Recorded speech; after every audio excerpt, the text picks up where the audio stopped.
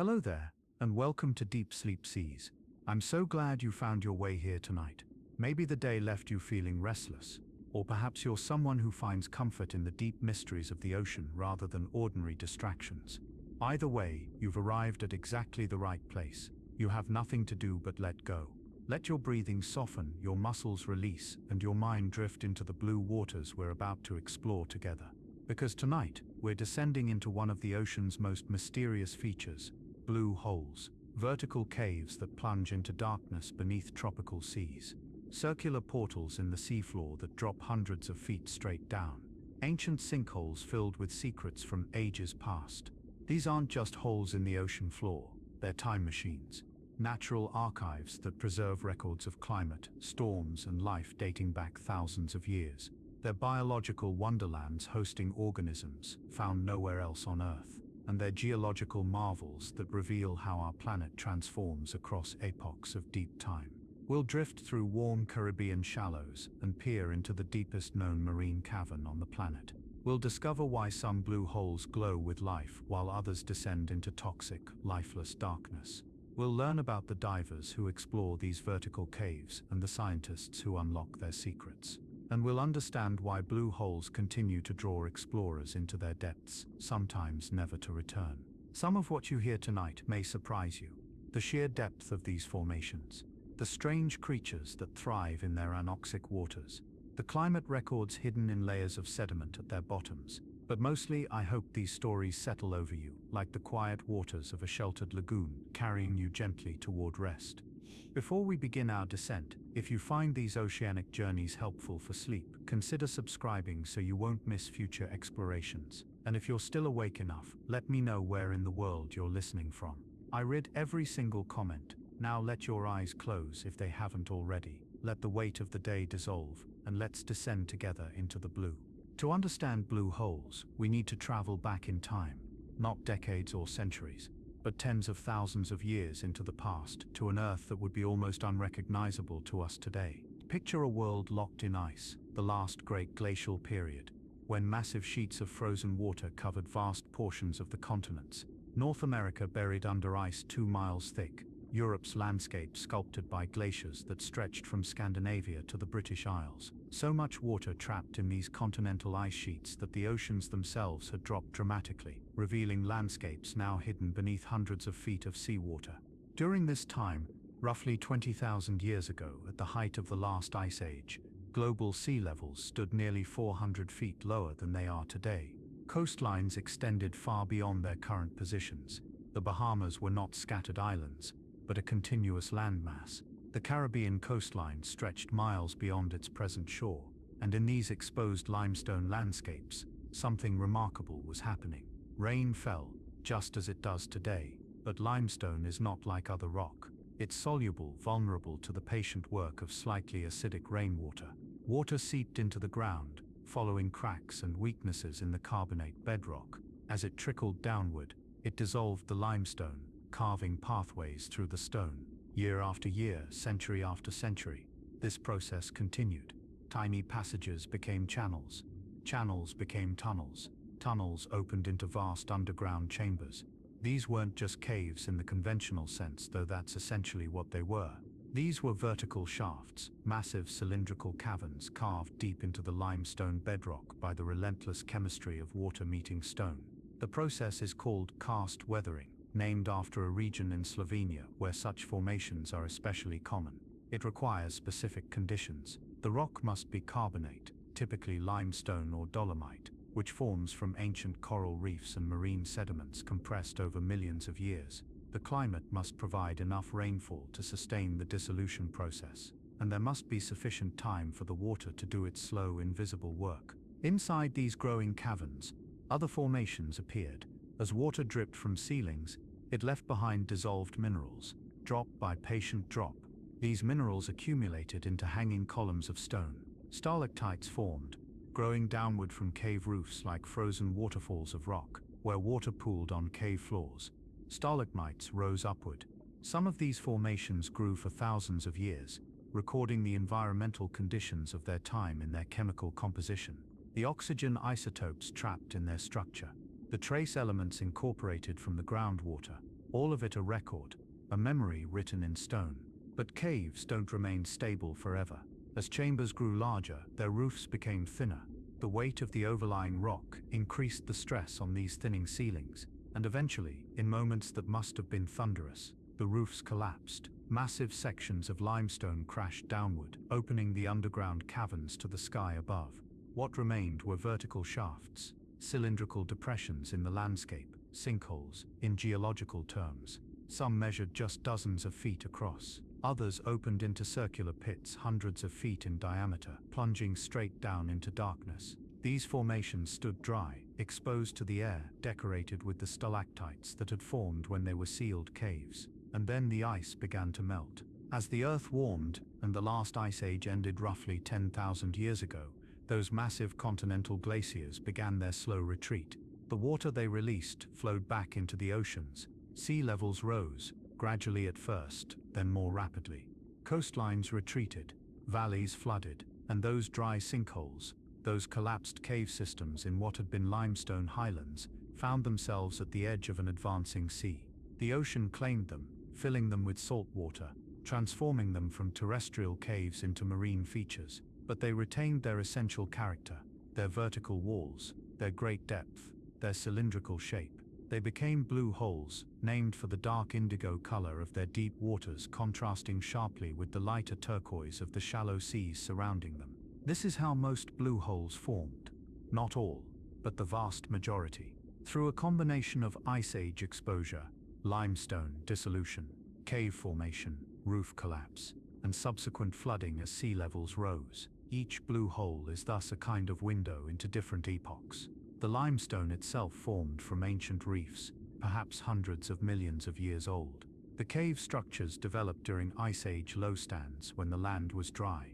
The stalactites and other formations record environmental conditions of the glacial period, and the flooding represents the dramatic climate transition that marked the beginning of our current interglacial epoch. Some blue holes still show clear evidence of their terrestrial origins. In the Great Blue Hole of Belize, divers have discovered stalactites hanging from ledges deep underwater, some at depths of 90 feet or more. These formations could only have grown in air, never underwater. Their presence is proof positive that these depths were once high and dry, part of a cave system open to the atmosphere. Some of these stalactites even hang at angles tilted from vertical. This suggests that after they formed, the entire limestone platform shifted, perhaps during an earthquake or gradual tectonic movement, rotating the formations before the sea rose to preserve them in their tilted state. Different blue holes formed at different times, during different periods of the Ice Age when sea levels paused at various elevations.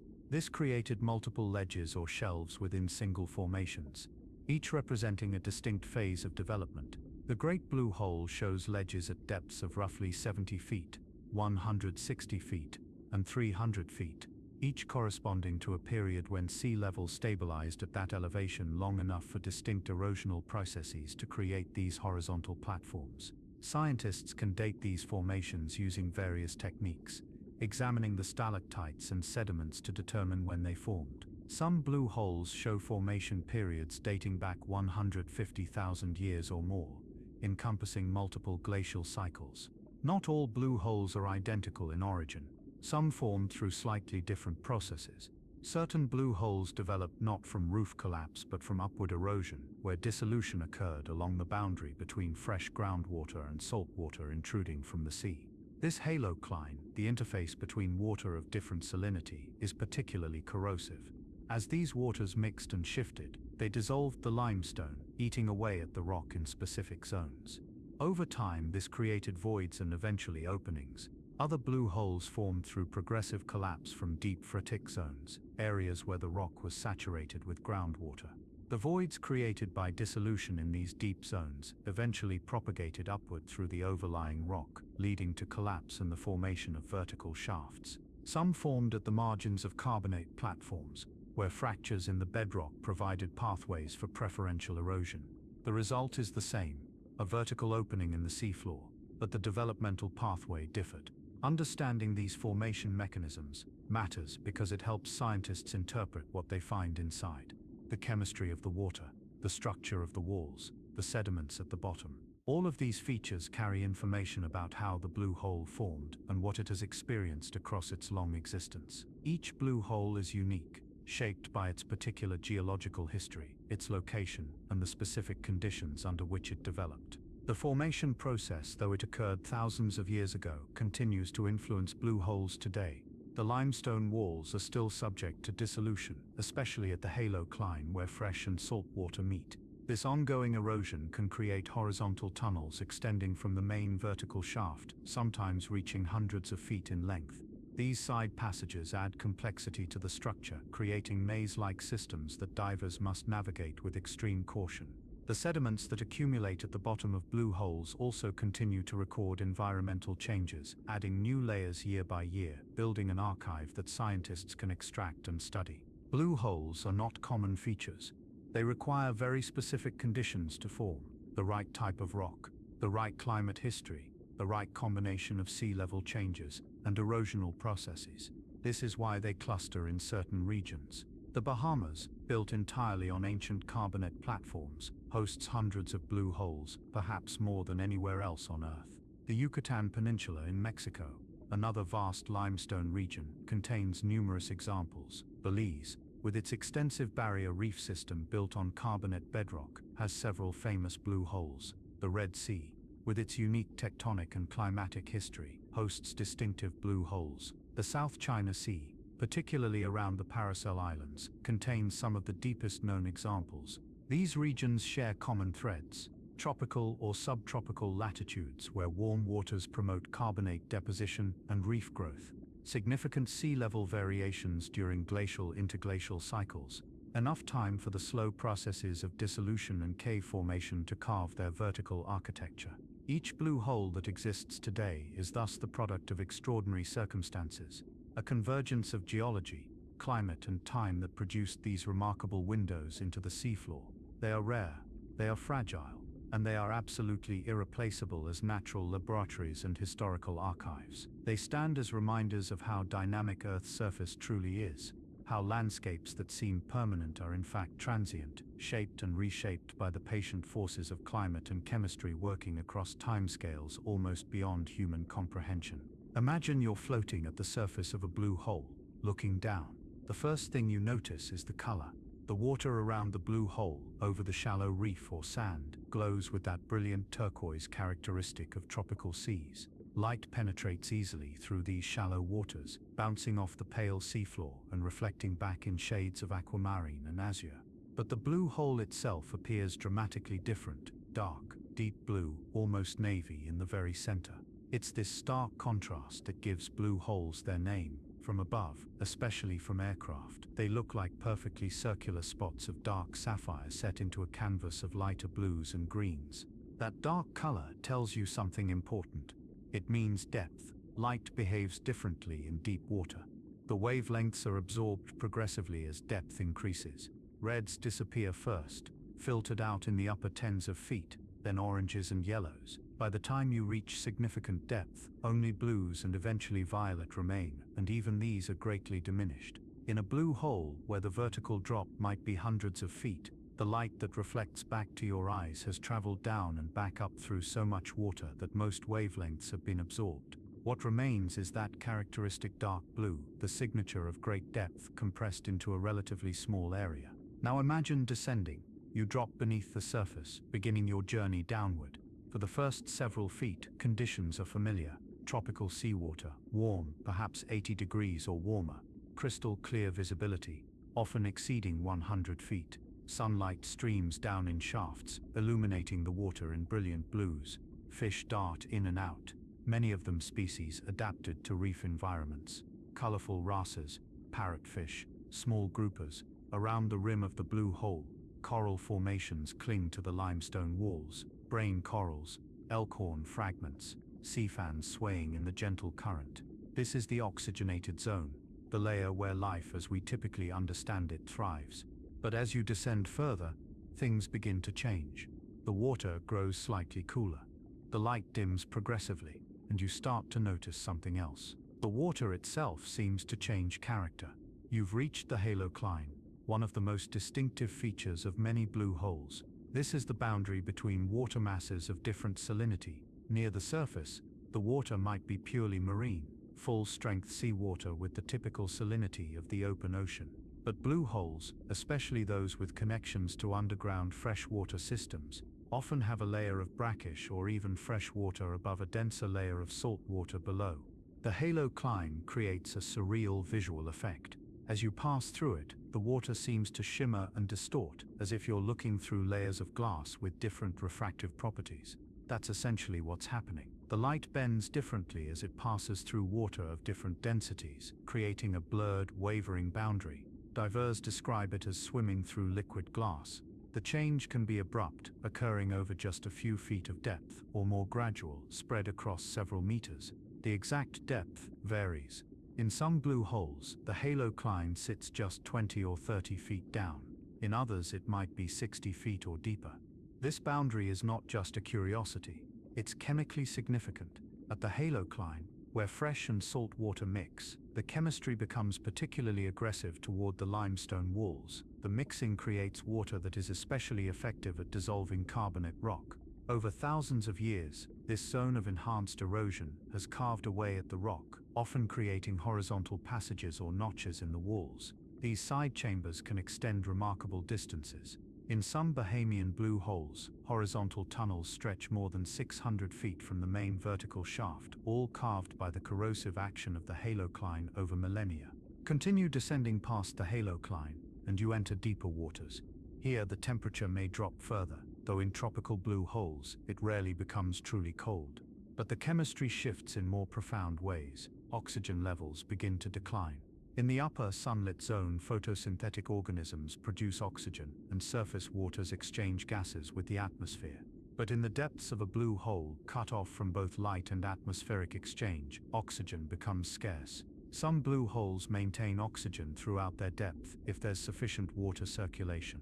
But many develop an anoxic zone, a layer where dissolved oxygen drops to near zero. The transition to anoxia can be sharp or gradual. In some blue holes, there's an intermediate zone, a hypoxic layer where oxygen is present but greatly reduced. Organisms adapted to low oxygen conditions can survive here. Specialized bacteria, certain species of foraminifera, tiny protists that can shift their metabolism to function with minimal oxygen. But eventually, in many blue holes, you reach a depth where oxygen disappears entirely. This is the anoxic zone, and it transforms everything about the environment.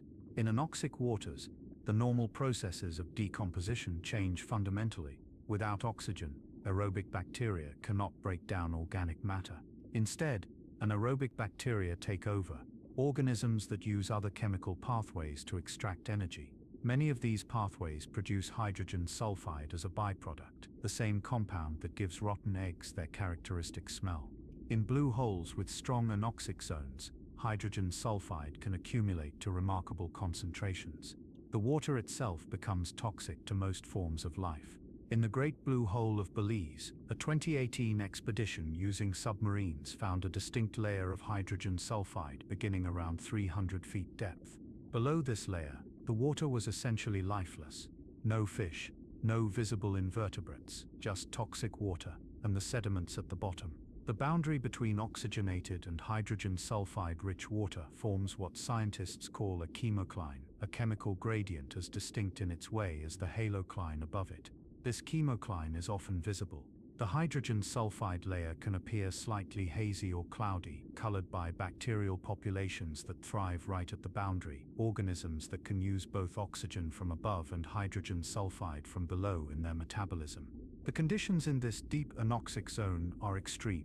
High concentrations of hydrogen sulfide, no oxygen, darkness. As sunlight has been completely absorbed by the hundreds of feet of water above, stable temperature, as the deep waters are isolated from surface warming or cooling, high pressure, increasing with depth, and yet, even here, life persists.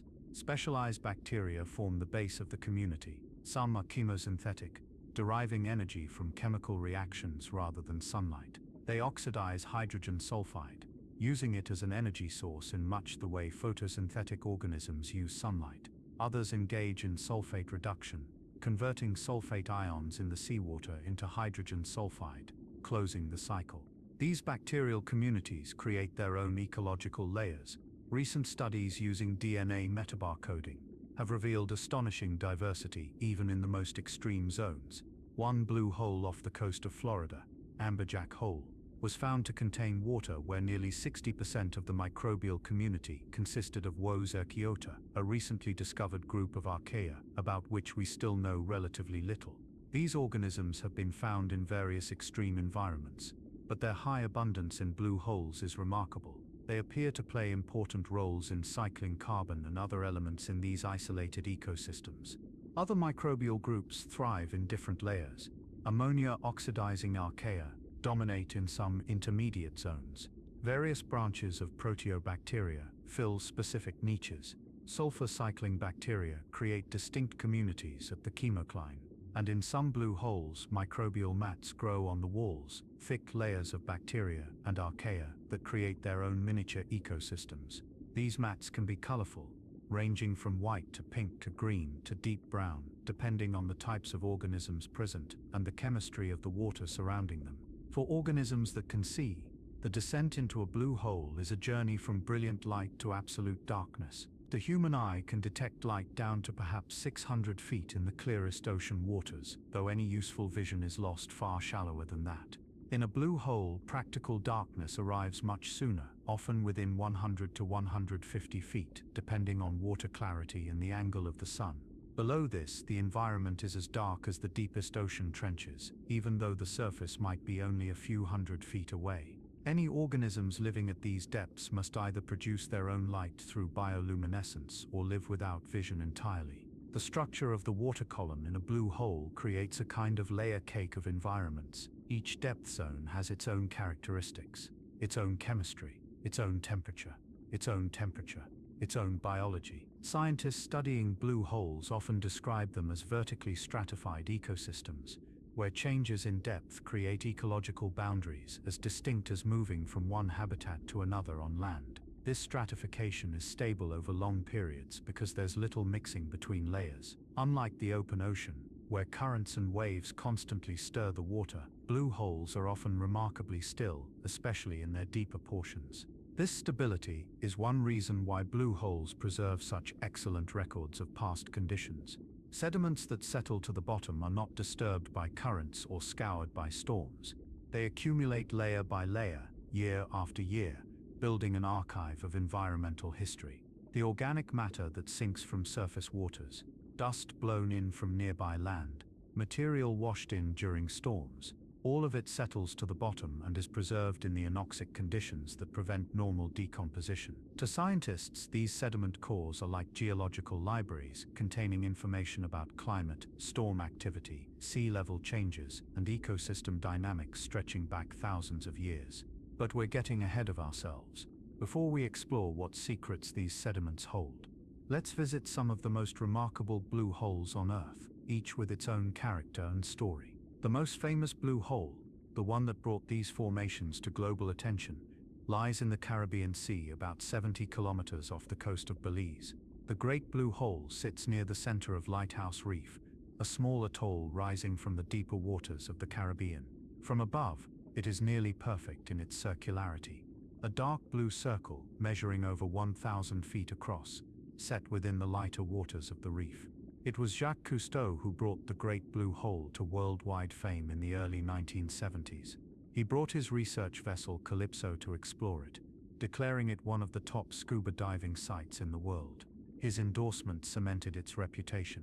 Descending into the Great Blue Hole, divers encounter the classic blue hole features: clear, warm surface waters, giving way to the transition zones, steep limestone walls dropping vertically into darkness, and at various depths, the ledges that mark former sea levels. Around 70 feet down, the first major shelf appears. At roughly 160 feet, another, and at 300 feet, the deepest shelf, beyond the reach of recreational divers. These ledges are remnants of the cave's development during the Ice Age, each representing a period when sea level stabilized long enough for erosional processes to create these horizontal platforms. The stalactites discovered, hanging from these ledges, provide direct evidence of the cave's terrestrial past. Their substantial formations, some several feet in length, frozen in time by the flooding that transformed the cave into a blue hole. Analysis of these stalactites has revealed formation periods dating to 153,000 years ago, 66,000 years ago, 60,000 years ago, and 15,000 years ago, each corresponding to different ice age periods when the cave was exposed and growing. The Great Blue Hole is approximately 400 feet deep at its center, though the exact maximum depth varies slightly depending on where you measure. The bottom is carpeted with sediment, fine material that has accumulated over the 10,000 years since the sea flooded the formation. That sediment tells stories. In recent years, scientists have extracted long cores from the Great Blue Hole's bottom, pulling up samples that reach back thousands of years. These cores show annual layers like tree rings, allowing researchers to construct precise chronologies. By analyzing the thickness of layers, the types of sediment present, and the chemical signatures preserved in the material, scientists can reconstruct past climate conditions with remarkable detail. The sediment cores from the Great Blue Hole have provided nearly 2,000 years of continuous climate data, including information about sea surface temperatures, storm activity, and ocean circulation patterns. We'll return to these climate archives later. For now, let's travel northwest, across the Caribbean to the Bahamas. The Bahamian archipelago is Blue Hole Central, home to more of these formations than perhaps anywhere else on Earth. The islands and banks of the Bahamas are built entirely on thick carbonate platforms, ancient reefs and sediments compressed into limestone over millions of years. This extensive carbonate bedrock, combined with the region's complex sea level history, has produced hundreds of blue holes. Some are inland, sitting in the middle of islands filled with fresh or brackish water from the underground aquifer system. Others are offshore, marine blue holes that drop through the shallow banks into darkness. Dean's Blue Hole, located on Long Island in the Bahamas, held the title of the world's deepest blue hole for many years. It plunges to a depth of approximately 663 feet, making it the third deepest known today, after more recent discoveries. Dean's Blue Hole is distinctive in its accessibility and setting. It sits in a small bay just west of the town of Clarence Town, enclosed on three sides by rocky cliffs and opening on the fourth to a turquoise lagoon and white sand beach. This natural amphitheater setting, combined with the hole's depth and calm conditions, has made it a favorite location for free diving competitions. Free divers, athletes who descend on a single breath without scuba equipment, are drawn to Dean's Blue Hole because of its nearly perfect conditions. No currents disturb the water inside the hole, visibility is excellent, and the depth allows divers to push the limits of human breath hold capability. The annual Vertical Blue competition brings elite free divers from around the world to attempt record-breaking descents. Some have reached depths exceeding 400 feet on a single breath, a feat that seems almost superhuman. But free diving in blue holes is not without risk. The sport has seen fatalities, including at Dean's Blue Hole, where the combination of extreme depth, nitrogen narcosis, and the physical limits of breath holding can prove deadly. The structure of Dean's Blue Hole is impressive. At the surface, the opening measures roughly 80 to 100 feet in diameter, relatively modest. But as you descend past about 60 feet, the hole suddenly opens into a vast underwater cavern. The walls expand outward, creating a chamber estimated to be 330 feet across, perhaps larger. No one has fully mapped the extent of this underwater room. The exact dimensions remain somewhat uncertain. What is clear is that the hole transforms from a relatively narrow shaft into an enormous submerged space, one of the largest underwater chambers known. Moving across the Atlantic to the Red Sea, we find a blue hole with a very different reputation. The Blue Hole of Dahab sits just a few miles north of the town of Dahab on Egypt's Sinai Peninsula.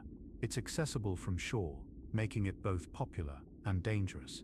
The hole itself descends to approximately 330 feet at its deepest interior, a significant depth but not extreme by blue hole standards. What makes Dahab's Blue Hole notorious is the arch. The arch is a natural tunnel, roughly 85 feet long, that connects the Blue Hole to the open sea. The ceiling of this tunnel sits at about 180 feet depth, while the floor drops away to nearly 400 feet as it reaches the seaward side. Swimming through the arch requires descending to depths well beyond recreational diving limits, navigating through an overhead environment where you cannot surface directly, and then ascending properly to avoid decompression sickness. Many divers attempted the arch despite lacking proper training or equipment. The results have been tragic. Estimates suggest that between 130 and 200 divers have died at the Dahab Blue Hole, earning it the grim nickname Divers Cemetery. Memorial plaques line the approach to the site, commemorating those who lost their lives. The deaths at Dahab result from a combination of factors. The depth induces nitrogen narcosis, a condition where the increased partial pressure of nitrogen affects the nervous system, causing impaired judgment, euphoria, and slowed reactions, often compared to alcohol intoxication. Divers affected by narcosis may make poor decisions, descend deeper than planned, or fail to recognize they're in trouble until it's too late. The length of the arch is deceptive. The exceptional clarity of Red Sea water makes distances appear shorter than they are, and divers sometimes underestimate how far they must swim, running low on air before they exit. The floor of the tunnel drops away into deep water, providing no visual depth reference, and divers who miss the entry to the arch may inadvertently continue descending. Despite the dangers, properly trained and equipped technical divers can safely navigate the arc. The site itself is beautiful. Clear warm water, abundant marine life, interesting rock formations, but it demands respect, appropriate training, redundant gas supplies, and conservative planning. Most recreational divers sensibly choose to enter at a nearby site called the Bells and drift along the reef wall before crossing a shallow saddle at about 20 feet depth to exit through the Blue Hole. This route avoids the arc entirely while still providing an excellent dive. Across the globe in the South China Sea, another remarkable blue hole awaited discovery. The Sancha-Yongle Blue Hole, also known as Dragon Hole, was explored in depth in 2017 using remotely operated vehicles. The surveys revealed an astonishing maximum depth of approximately 300 meters, roughly 984 feet. This made it the deepest known blue hole in the world at that time. The structure is complex, with a sinuous underwater architecture featuring major transitions at about 250 feet and 500 feet depth. These transitions mark where the shaft narrows or changes character, creating distinct zones within the formation. The Sancha-Yongle Blue Hole has proven to be a remarkable site for biological research. Despite the extreme conditions, the hole hosts diverse microbial communities distributed in vertical layers according to the chemical environment. The upper oxic layer, the middle oxic zone, and the deep suboxic to anoxic layers each host distinct assemblages of prokaryotes and eukaryotes. Scientists studying the site have discovered it to be a biodiversity hotspot, with microbial diversity actually higher than in surrounding coastal or abyssal environments. The vertical environmental gradients create numerous ecological niches, allowing different organisms to specialize for specific depths and chemical conditions. Even more recently, in 2021, scientists exploring Chetumal Bay in Mexico made an extraordinary discovery. Guided by local fishermen who had long known of the site, researchers surveyed what they called the Tam Jiao Blue Hole. Initial measurements suggested a depth of about 900 feet, but follow-up work in 2023 and 24 revealed the hole extends even deeper. Recent measurements using echo sounders and CTD profilers have exceeded 1,420 feet without reaching the bottom. If these measurements are confirmed, the Tam Jiao Blue Hole may be the deepest blue hole on Earth, potentially extending even further into depths yet unexplored. The Tam Jiao Blue Hole sits in an unusual location, not in clear tropical waters, but in the murky estuarine environment of Chetumal Bay. The bay receives freshwater runoff from rivers, creating turbid brown waters quite unlike the crystal clarity typically associated with blue holes. But beneath the surface, the hole plunges into darkness, its waters stratified into distinct layers, a hypoxic zone from about 15 to 65 feet, a chemocline from 160 to 260 feet, and an anoxic layer below roughly 360 feet. The extreme depth and the chemical gradients make this site particularly interesting for studying extremophile organisms and geochemical processes in isolated marine environments. These are just a few of the world's most notable blue holes. Hundreds more exist in the Bahamas alone. The Turks and Caicos Islands host numerous examples. The Yucatan Peninsula in Mexico contains both inland cenotes and offshore blue holes. The Great Barrier Reef in Australia has blue holes, though they remain less studied than their Caribbean counterparts. And the Red Sea contains several beyond just the famous Dahab site. Each has its own characteristics, its own depth, its own chemistry, its own biology. Together they represent natural laboratories where scientists can study extreme environments, ancient climate, and the limits of life itself.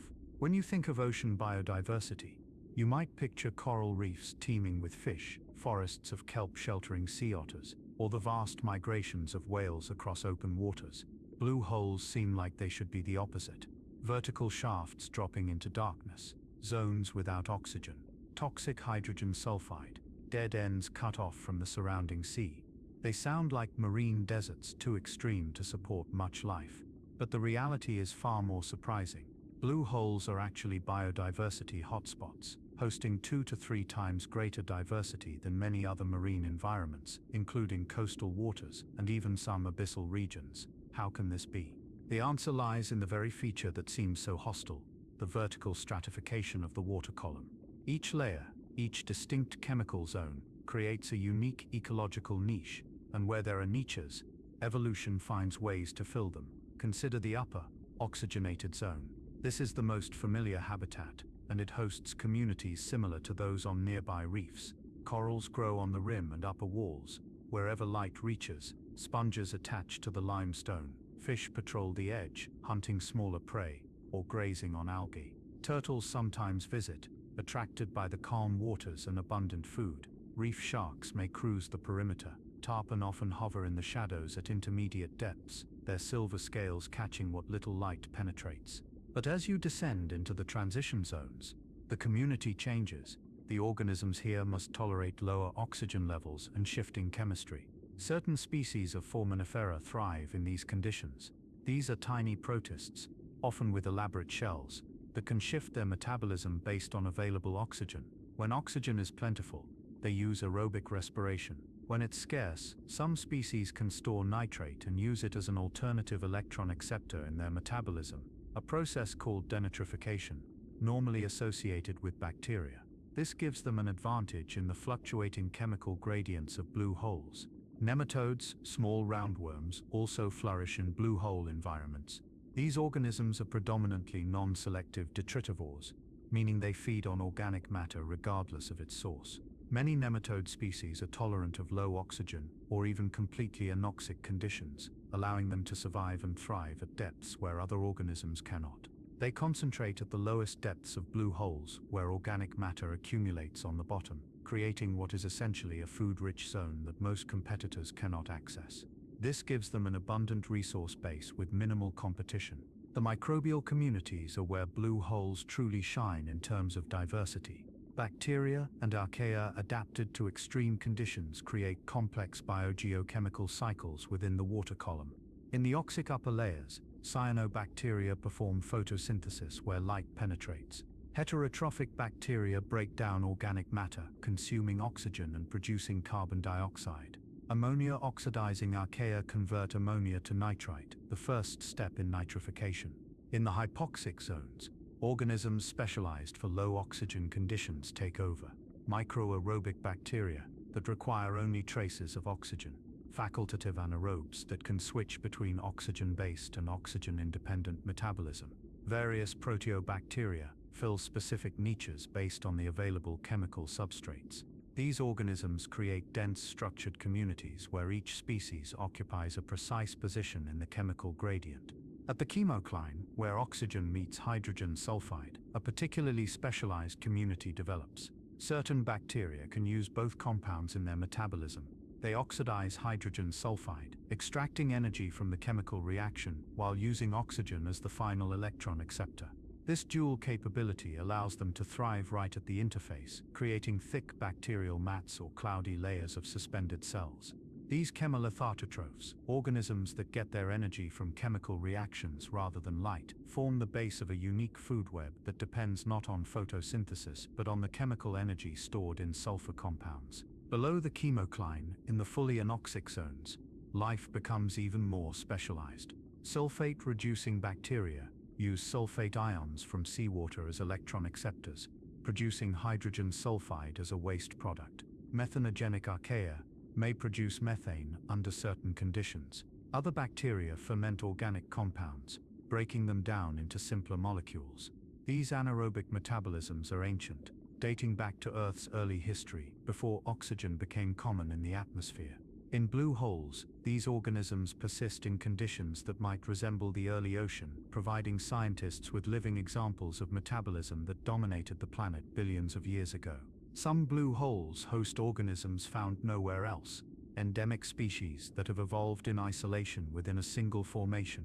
This is particularly true for terrestrial blue holes, those sitting inland on islands where the water is fresh or brackish rather than marine. These inland holes can contain species of fish, crustaceans, and other organisms that are unique to that specific blue hole. The isolation creates evolutionary pressures that drive speciation. Over thousands of generations, populations diverge from their ancestors, adapting to the unique conditions of their home until they become genetically distinct species.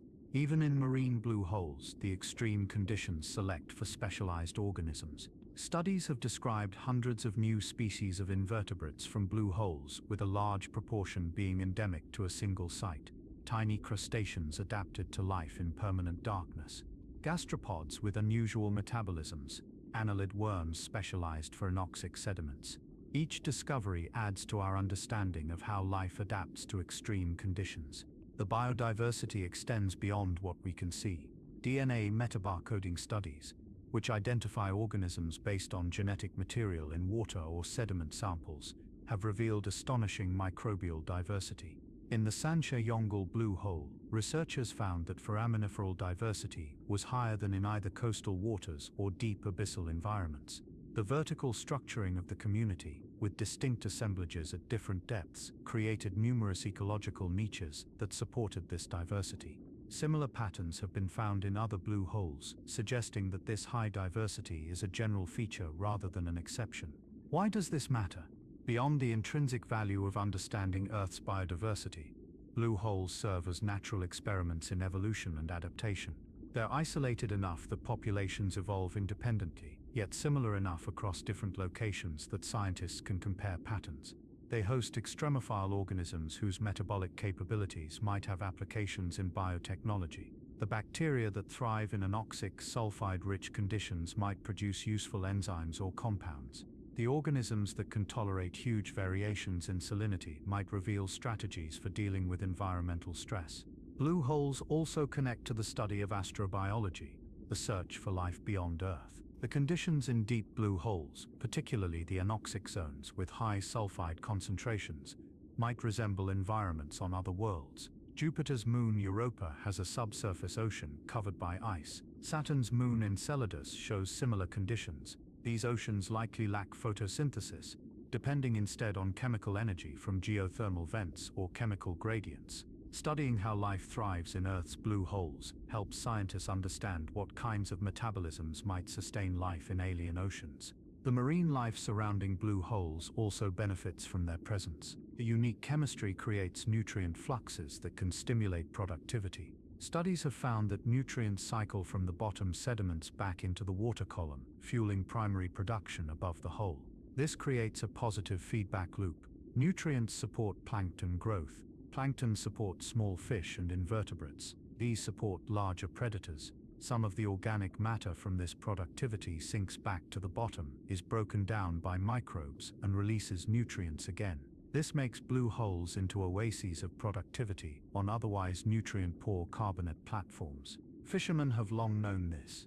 Many blue holes are renowned fishing spots, even those in relatively remote locations. Commercial fishers were often the first to identify and report blue holes to scientists, precisely because they represented reliable areas to find concentrations of fish. The biological communities in and around blue holes are thus not just scientifically interesting, but ecologically and economically valuable, supporting fisheries and contributing to the broader health of reef ecosystems. The life in blue holes reminds us that extreme is relative.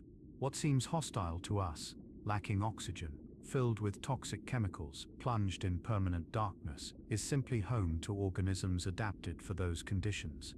Life is remarkably versatile. Given time and evolutionary pressure, it finds ways to thrive in almost any environment Earth provides. Blue holes, with their vertical gradients and isolated communities, showcase this versatility in concentrated form, packing incredible diversity into relatively small vertical spaces. Deep beneath the surface of the Great Blue Hole, suspended in seawater hundreds of feet from sunlight, hang formations that seem impossible. Stalactites, massive columns of limestone projecting downward from ledges in the cave wall. Some are several feet long, thick as a person's torso, tapering to pointed tips that aim toward the bottom hundreds of feet below. They hang at depths where no recreational diver ventures, visible only to technical divers with the training and equipment to reach these extremes, or to submarines that can descend safely into the darkness. These stalactites should not exist underwater. The process that forms them requires air, or more precisely, requires water dripping through air.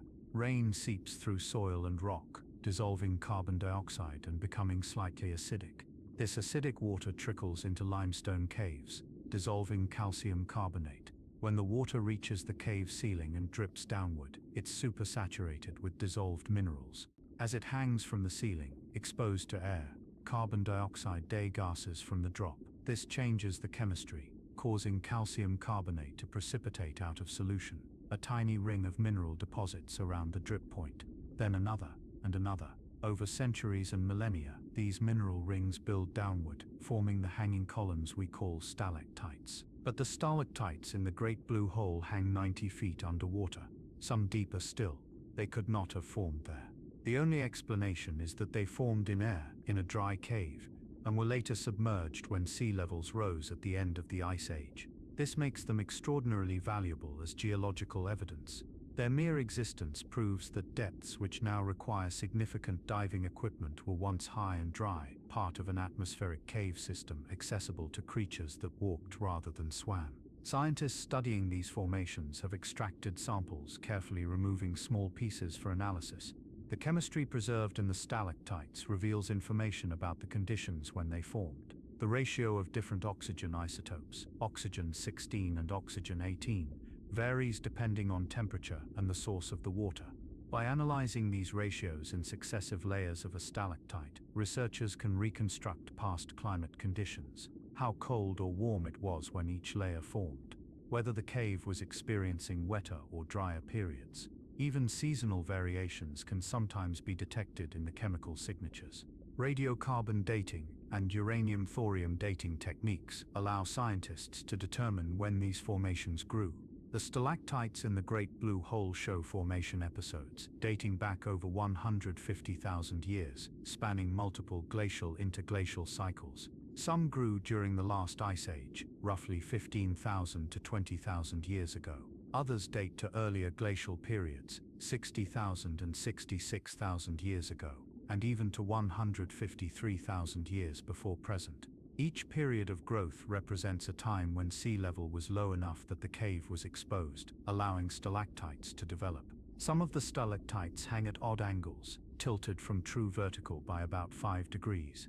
This tilting is consistent across multiple formations, suggesting a common cause. After the stalactites formed, growing perfectly vertical under the influence of gravity, something shifted the entire limestone platform, possibly an earthquake, or a gradual tectonic adjustment of the Caribbean plate. The stalactites, frozen in their tilted positions, recorded this geological event. Then sea level rose, flooding the cave and preserving these formations in their altered orientation. They stand now as monuments to both climate change and tectonic activity, double archives of Earth's dynamic processes. The ledges from which these stalactites hang are also informative. Each major shelf in the Great Blue Hole represents a period when sea level stabilized at that elevation.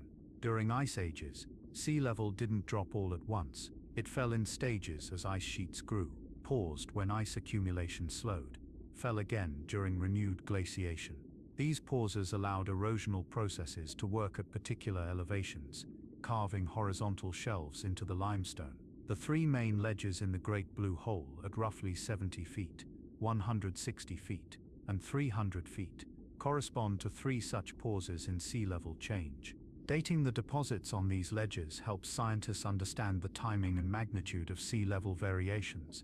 This information feeds into models of ice sheet dynamics and climate change. How much ice was locked up in continental glaciers during different periods? How quickly did ice sheets grow and retreat? How did sea level respond to changing global temperatures? Blue holes, with their precisely preserved records of past shorelines, help answer these questions.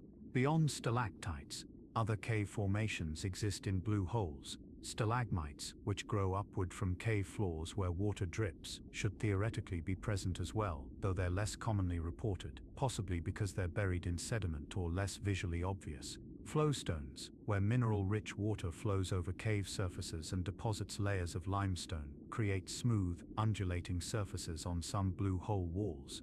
These formations also record climate information in their chemical composition and structure.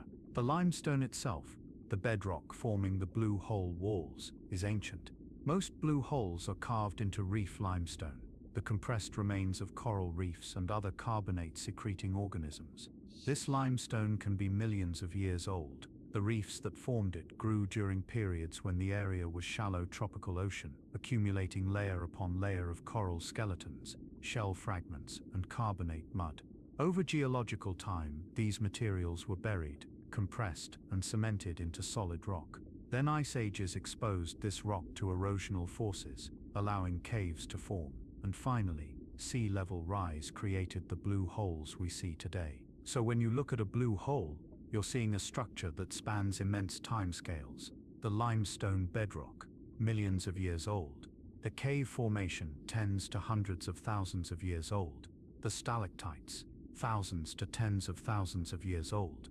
The flooding, roughly 10,000 years ago. And the ongoing sedimentation and biological processes happening now, adding the most recent layer to this deep history.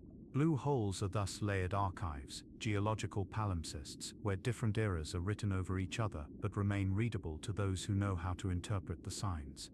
This makes blue holes invaluable for understanding Earth's past. Each formation is unique, reflecting its particular geological and climate history. But together, blue holes across different regions help scientists build comprehensive pictures of past conditions, sea levels during ice ages, climate patterns in tropical regions, the timing of glacial interglacial transitions, the rate at which ice sheets collapsed and sea level rose. All of this information helps us understand how Earth's climate system works, how it has changed naturally in the past, and how it might change in response to current human-driven warming. The frozen time preserved in stone also offers something more abstract but equally valuable. It provides perspective. The stalactites hanging in the Great Blue Hole formed during a world so different from ours that it's almost alien, massive ice sheets. Sea levels hundreds of feet lower, different coastlines, different ecosystems. And yet the same physical processes were at work. Water still dripped, minerals still precipitated, gravity still pulled. The laws of chemistry and physics remained constant. The stalactites are thus reminders that while Earth's surface changes dramatically, the underlying processes endure. The planet transforms, but it does so according to knowable principles. Understanding those principles, reading the archives preserved in blue holes and other geological formations, allows us to grasp both where we've been and where we might be going. At the bottom of a blue hole lies sediment, fine material that has drifted down through the water column and settled onto the floor, accumulating grain by grain, year after year, century after century. In most marine environments, this sediment would be disturbed. Currents would sweep through, scouring material away or redistributing it. Storms would stir the bottom. Burrowing organisms would churn through the layers, mixing older and younger deposits. But blue holes are different. Their geometry shields them from most currents. The anoxic conditions at depth discourage organisms from disrupting the sediment, and the isolated nature of blue holes means there's minimal exchange with surrounding waters. The result is a nearly perfect sediment trap, where material accumulates in undisturbed layers, creating an archive of environmental history. Scientists who study past climate, called paleoclimatologists, have recognized the extraordinary value of blue hole sediments. By extracting cores from the bottom, pulling up cylindrical samples of sediment, sometimes dozens of feet long, researchers can access records stretching back thousands of years. The longest cores from the Great Blue Hole contain sediment representing nearly 2,000 years of continuous accumulation. These cores are geological time machines, allowing scientists to reconstruct past conditions with annual or sometimes even seasonal resolution. The layers in blue hole sediment are often visible to the naked eye, light layers and dark layers alternating in regular patterns. The light layers typically represent periods of normal, quiet sedimentation, fine carbonate mud settling from the water column, the remains of microscopic organisms, dust particles blown in from nearby land, material that arrives steadily day after day, but occasionally a different kind of layer appears, thicker, coarser, containing larger grains of sand and shell fragments. These are storm layers deposited when a hurricane or tropical storm churned the waters inside the blue hole, stirring up sediment from the walls or washing material in from the surrounding environment. By identifying and dating these storm layers, scientists can reconstruct the history of hurricane activity for a region. The sediments in many Bahamian blue holes show that 2 storm layers are typically deposited each year during normal periods, corresponding to the seasonal patterns of tropical storm activity. But during periods of increased hurricane frequency, more layers appear. By counting back through the sediments, identifying storm layers and dating the deposits, researchers have created records of tropical cyclone activity spanning centuries and even millennia. These records reveal patterns invisible in the short historical record. Before modern satellites and systematic weather observations, our knowledge of hurricane activity relies on sparse ship reports and coastal observations, data that only goes back a few hundred years at best. But the blue hole records extend far earlier. They show that hurricane activity varies on multiple time scales. Some periods experience frequent intense storms, others see relative calm. These variations correlate with known climate cycles. The Atlantic multi-decadal oscillation, a pattern of sea surface temperature variations in the North Atlantic that cycles over roughly 60 to 80 years, influences hurricane frequency. Warmer Atlantic waters correlate with more active hurricane seasons. Blue hole sediment cores have captured multiple cycles of the AMO, revealing how this pattern has behaved over the past millennium and beyond. They've also detected the influence of other climate patterns. The North Atlantic oscillation, which affects atmospheric pressure and wind patterns, changes in the position of the intertropical convergence zone, the band of convective rainfall that shifts north and south with the seasons. Even distant phenomena like El Niño and La Niña events in the Pacific can influence Atlantic hurricane patterns, and these signals appear in the blue hole records. Recent research has revealed troubling trends. Sediment cores from the Great Blue Hole show that hurricane frequency in the Caribbean has been increasing over the past 5,700 years, with a particularly sharp increase over the past 2 decades. Analysis of storm layers indicates that the recent period has experienced higher storm frequency than any comparable interval in the preceding millennia. The researchers attribute this to modern global warming, rising sea surface temperatures, and stronger La Niña events, all of which create conditions favorable for hurricane intensification. Climate models project that this trend will continue and likely accelerate. Beyond storm records, blue hole sediments contain other climate information. The chemical composition of organic matter in the sediment varies depending on water temperature, nutrient availability, and other environmental factors. Stable isotope ratios, particularly oxygen and carbon isotopes, reflect past ocean conditions. Temperature affects which isotopes get incorporated into carbonate minerals and organic molecules. By measuring these ratios in successive layers of sediment, scientists can reconstruct sea surface temperature history. Studies using these techniques have shown that Caribbean sea surface temperatures have risen over the past 2 millennia, with particularly rapid warming during the industrial era. The increase isn't uniform or monotonic. Natural climate variations create ups and downs. Medieval warm period, Little Ice Age. These climate episodes appear in the blue hole records, but the overall trend, especially the steep rise over the past 150 years, stands out clearly against the background of natural variability. Blue hole sediments also record changes in water chemistry. The salinity of the water influences which organisms thrive and what minerals precipitate. Changes in freshwater input from terrestrial sources affect the chemistry in inland blue holes. By examining the assemblages of foraminifera and other microfossils in different sediment layers, and analyzing their shell chemistry, researchers can infer past salinity conditions and thus past rainfall patterns or sea level changes. Some blue holes preserve even more exotic records. Saharan dust, blown across the Atlantic from Africa, settles into Bahamian blue holes. The dust contains iron and other elements that can be detected in the sediment. Periods of intense dust deposition correspond to drier conditions in North Africa, when less vegetation covered the Sahel region and more soil was available for wind erosion. By tracking dust layers in blue hole sediments, scientists can reconstruct the climate history of distant regions, demonstrating how these isolated formations connect to global atmospheric patterns. The anoxic conditions at the bottom of many blue holes are crucial for preservation. Organic material that would normally decompose persists in the oxygen-free environment. Plant fragments, pollen grains, insect remains in inland blue holes, DNA from organisms that lived in the water column. All of this material can be extracted and analyzed, providing information about past ecosystems. What species were present? How did communities change over time? Did human activity alter the environment, and if so, when and how? Archaeological materials also appear in some blue hole sediments. The Bahamas and Yucatan Peninsula have long human histories. Indigenous peoples lived on these islands for thousands of years before European contact. Their activities left traces: charcoal from fires, pottery fragments, bones from animals they hunted.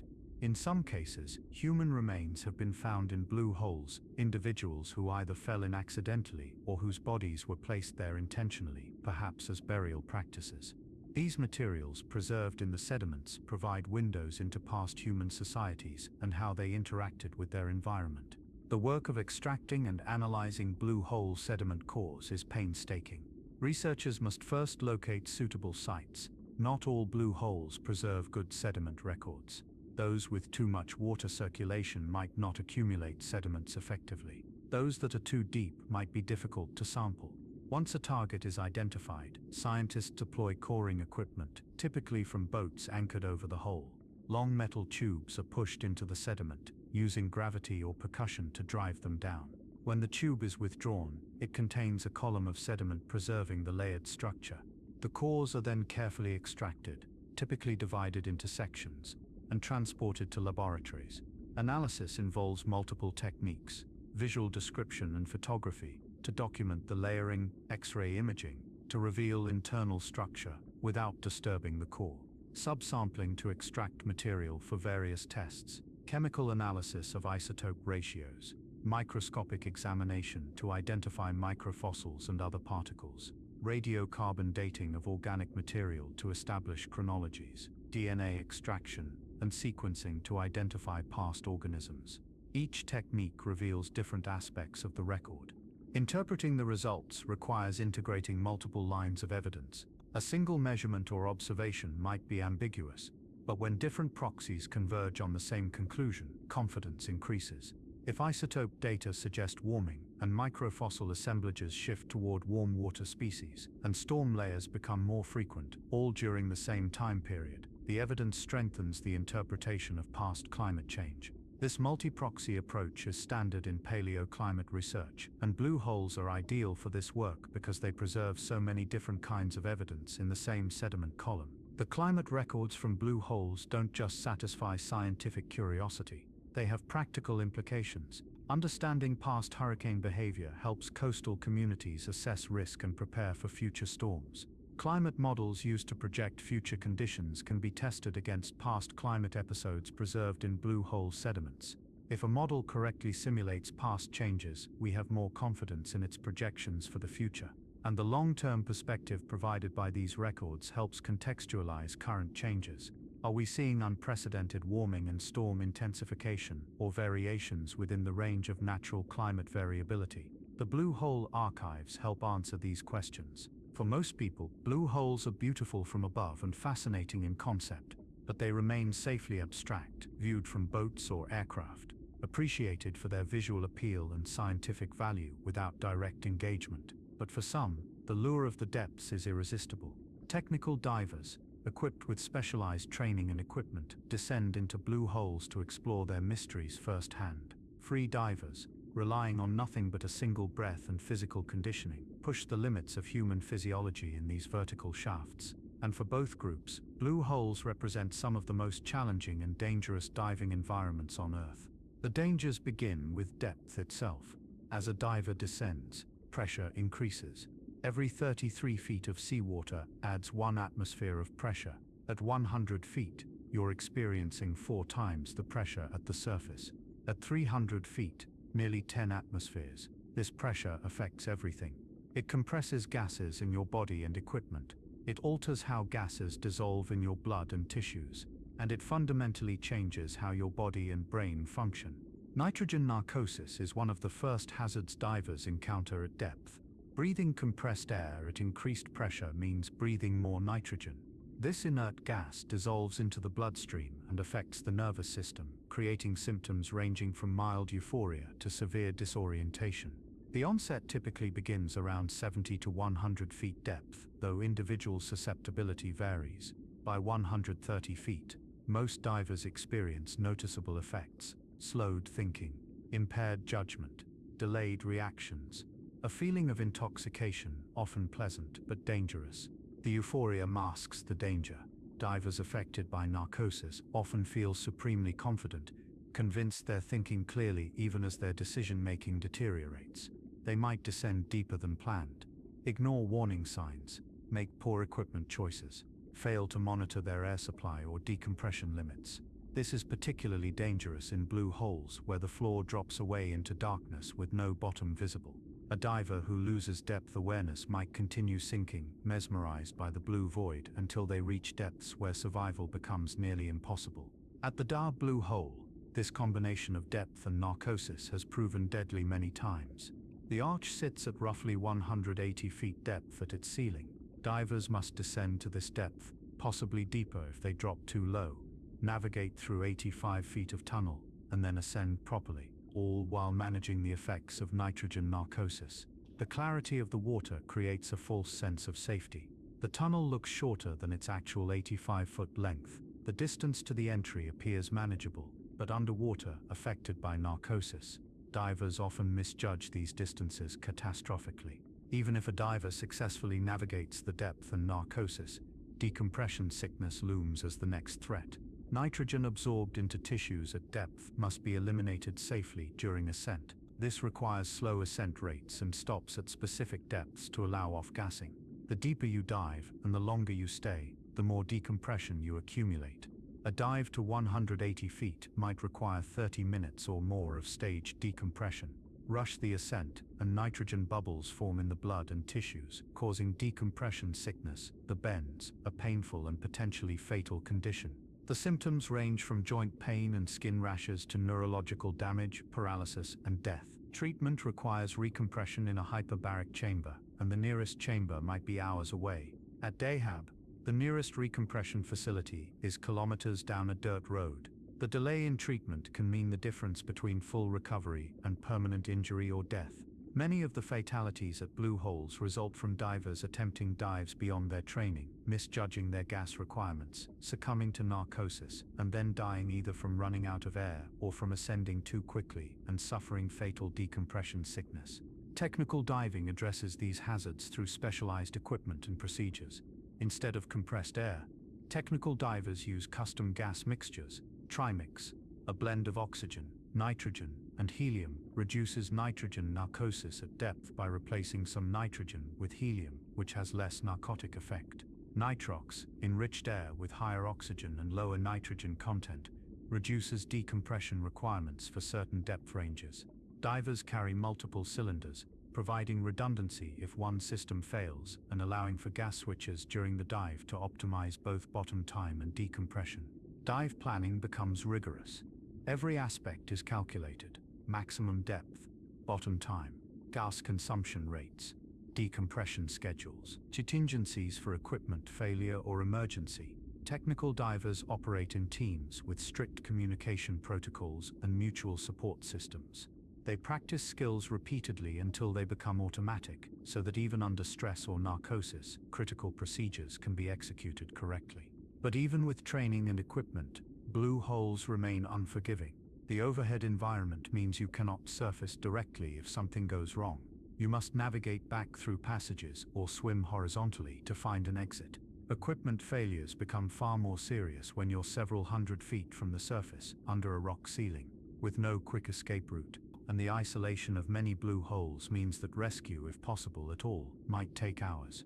Free diving in blue holes presents different but equally serious dangers. Free divers descend on a single breath, without scuba equipment. Elite competitors at Dean's Blue Hole have reached depths exceeding 400 feet, spending more than 4 minutes underwater on a single breath.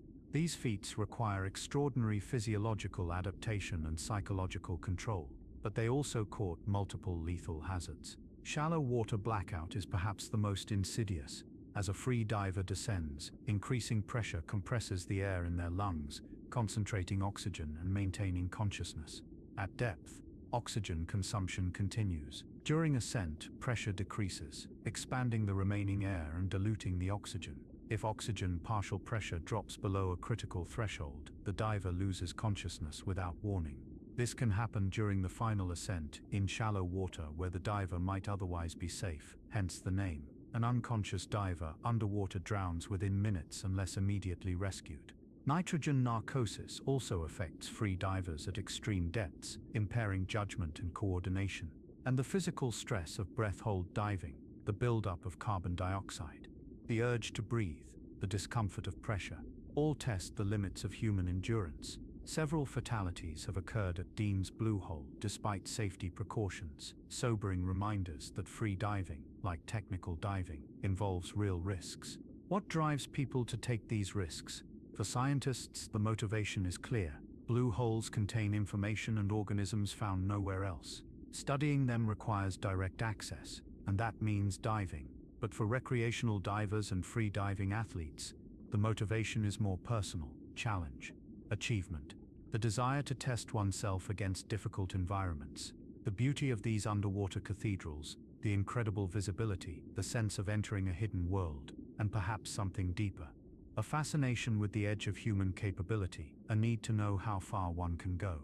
Blue holes attract risk-takers, but they also educate. The plaques at Dahab commemorating the dead serve as sobering reminders that the ocean demands respect. Dive operations now regulate access more carefully, requiring appropriate certifications and refusing to guide unqualified divers to dangerous sites. Training agencies have developed specialized courses for blue hole diving, emphasizing the unique hazards and necessary skills. The diving community shares information about incidents, analyzing what went wrong and how to prevent similar accidents. Despite the dangers, when approached with proper training, equipment and respect, blue holes can be dived safely.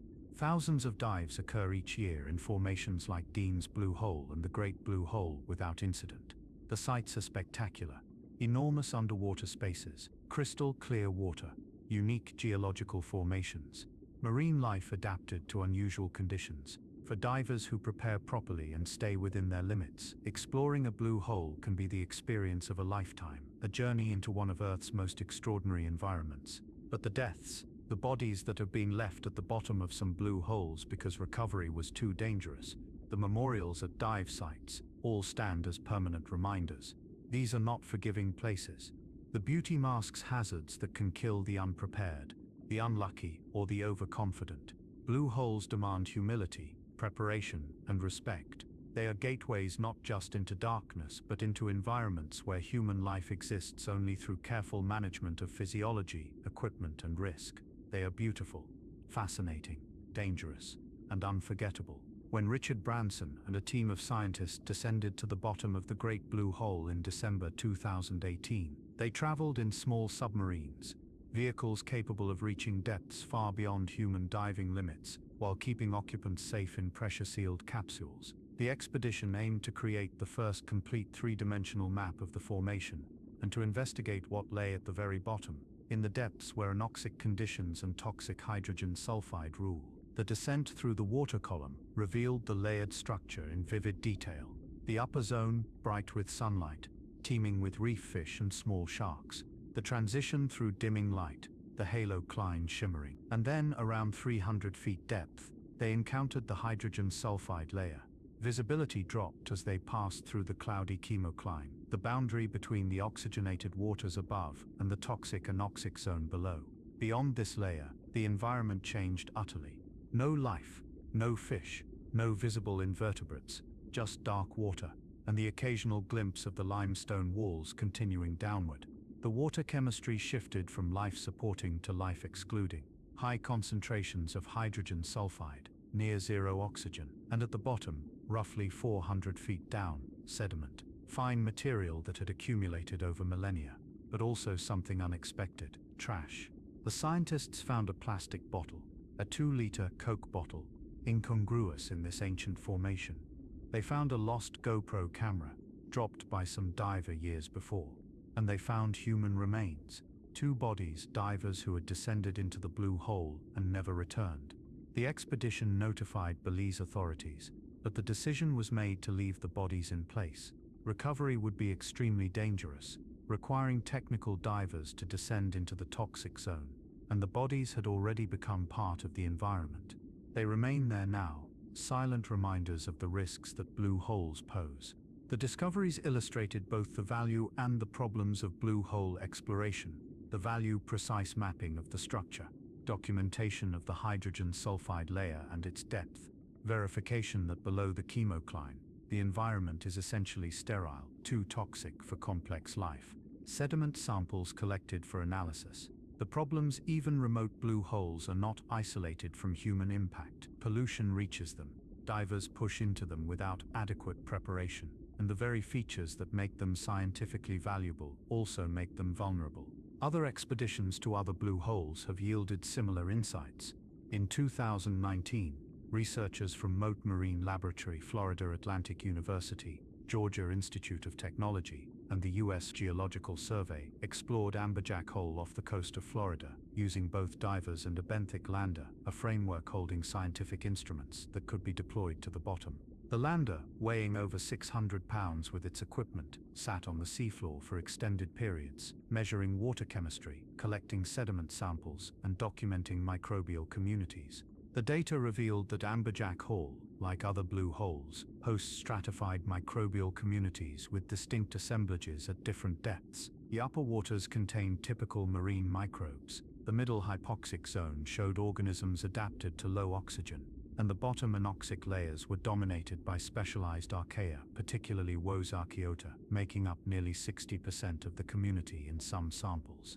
This extraordinarily high abundance of a single microbial group was unprecedented and raised questions about what conditions favor these organisms. The research also detected radium and radon isotopes in the water, markers of groundwater influence.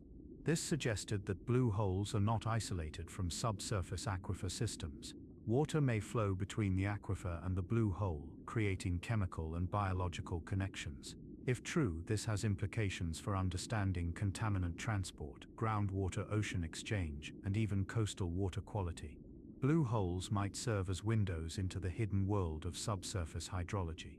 Expeditions to the Sancha Yongle Blue Hole used remotely operated vehicles, ROVs, to explore depths beyond safe diving limits. The surveys revealed the complex morphology of the formation, with its major transitions at 250 and 500 feet, creating distinct chambers within the larger structure. The ROVs documented walls covered in biofilms, bacterial and archaeal mats living in the permanent darkness. Water sampling at various depths allowed scientists to characterize the vertical chemical gradients and microbial communities.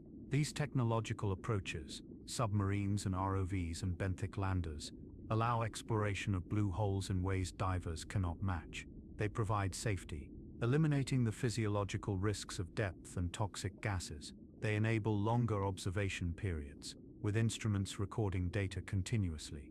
They allow precise sampling of water and sediment at specific depths, and they generate high-resolution maps and imagery that reveal structural details impossible to discern from isolated dives. But technology has limits. Submarines and ROVs require significant resources, specialized vessels to transport them, trained operators, maintenance and support equipment. This makes them expensive and limits how many blue holes can be studied this way. Most blue hole research still relies on divers, particularly technical divers trained and equipped for deep, complex dives. These divers collect samples, place instruments, photograph formations, and gather data that feeds into scientific understanding. The combination of diving and technology provides the most complete picture. Divers can access shallow and intermediate zones efficiently, They can navigate complex structures that might trap or damage ROVs. They can make on-the-spot decisions about where to sample or what to photograph based on what they observe. But for the deepest zones where human physiology reaches its limits, technology takes over, extending our reach into environments we cannot safely enter ourselves. The scientific return from these explorations is substantial. Every expedition to a blue hole yields new data: microbial genomes from extremophile organisms, climate records from sediment cores, documentation of physical structure and water chemistry, evidence of groundwater connections, insights into how isolated ecosystems function, and surprises. Because nature is endlessly creative, always presenting phenomena scientists didn't anticipate. Some blue holes remain largely unexplored. The Tamjar Blue Hole in Mexico, potentially the deepest on Earth, has been surveyed but not comprehensively explored. Its full depth remains uncertain. What lies at the bottom? What organisms inhabit its extreme depths? How do its chemistry and structure compare to other blue holes? These questions await future expeditions. Similarly, many blue holes in remote regions have never been scientifically documented. Local fishermen might know them. Recreational divers might visit. But systematic scientific investigation has not occurred. This represents both opportunity and urgency. Opportunity because undiscovered biological communities, unique geological features, and valuable paleoclimate records likely exist in unstudied blue holes. Urgency because blue holes are fragile. Climate change is altering ocean chemistry and temperature, potentially disrupting the stratified structure that makes these formations special. Pollution reaches even remote sites. Development pressures threaten some blue holes, and once disturbed or contaminated, the information they contain can be lost forever.